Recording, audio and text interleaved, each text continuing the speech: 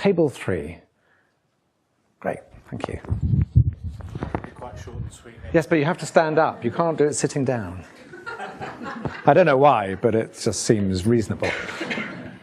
Okay, we were discussing the role of the commercial sector, and it took us a long time actually to define who the commercial sector are.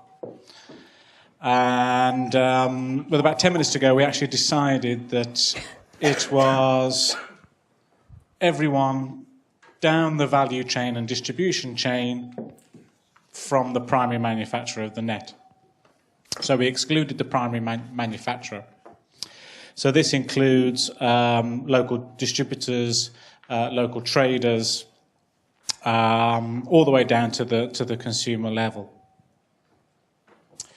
To answer the questions of what are the roles of the commercial sector, and indeed how can we get the commercial sector more involved, it did hinge quite a lot on the fact that the commercial sector at present has a big challenge in operating alongside these periodic mass campaigns. As you know, logic would have it that this is not the greatest incentive for a commercial operation when you have large numbers of free nets going into countries on a pretty regular periodic basis. So the local manufacturers, the local traders, the local distributors, etc., we decided really do need to have a bit of a helping hand from the coordinating bodies, that be that the NMCP, local WHO office, etc., to really bring some incentive to them. One way of doing that would be to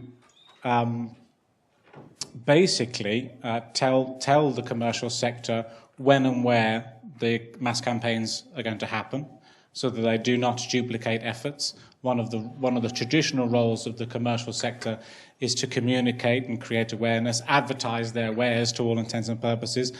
If you are advertising on a limited budget, that is obviously a fixed cost, and then the government bypass you with a big load of nets, total waste of time. So if there could be a coordination there of where nets are going, then the commercial partners would basically be able to better place their advertising and communication and messaging efforts, just so that there's no duplication of roles there between them and the NMCP. I mean, linked into that as well is the fact that nets are quite slow-moving goods. It's not a fast-moving consumer good. People, you know, it's a textile. It's something which is within the bedding kind of milieu. Again, better coordination would help in that instance, because it is not a fast moving consumer good. What else did we say? Aside from the primary manufacturers have not traditionally had much success within the local commercial market, right down to the the village level, and that is perhaps one role that the commercial sector could really focus on. What else? Finally, we highlighted quality assurance as one area that the commercial sector could get involved in, from the local manufacturing perspective. If there was better quality assurance and better product development, then again there might be better local demand. And just one very quick thing, because the way things have been traditionally structured, you've got the institutions here, you've got the NGOs, you've got the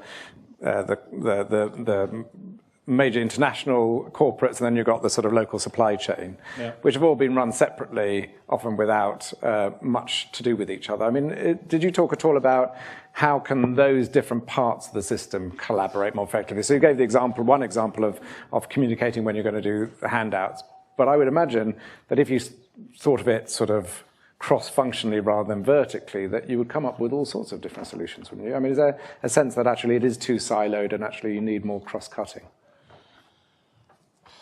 That's my part. Yes. Yeah.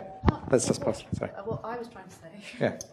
Yeah. Currently, it was the point I tried to make in my presentation. Currently, the commercial sector at the moment is made up of the international manufacturers that don't have a retail presence. Yes. They are major agribusiness chemical producers. They're not retail consumer companies. So what we tried to make a distinction is a distinction between those people, the large-scale manufacturers of LLINs, who serve the donor institutional market, the vulnerable communities who require bed nets free of charge. And then there's the other private sector that exists in country. And those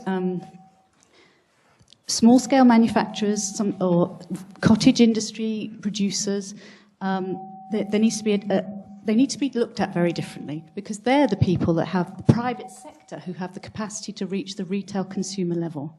But the other thing, of course, is you can link those two together, couldn't you? I mean, like companies like consumer goods companies like Unilever work right through the supply chain because they need to work in and they need to work out. They need to get the raw materials out and they need to get the products in. So actually, there are, it might be that actually you need to team those two together. Well, something Anne and I were talking about is that there are retail specialists like Unilever, Procter & Gamble, who could work with these companies who aren't consumer specialists. Yeah, because they know there is a whole industry that currently exists in a local industry, local African industry. Yeah. How do we work with them? And one of the things Joe talked about was give them the yarn and then they'll, okay, good, God, it's complex.